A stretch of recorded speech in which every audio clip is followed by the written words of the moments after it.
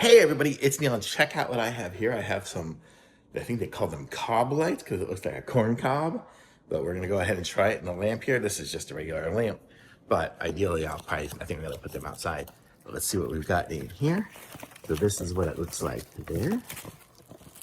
So this is gonna be what it looks like. Got a plastic cover over the screw-in part.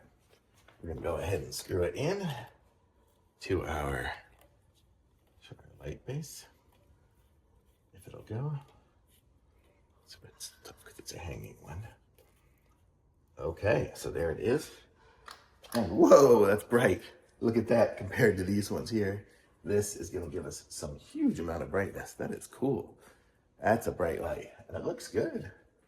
Let's see, I don't know if we can get from the distance, or I don't know. I don't know how it gets, but you can kind of see slight of the texture of it, where you can see a little bit of the in between sections. Maybe as I turn it, yeah. But yeah, it is crazy bright. Ooh, so dusty over here.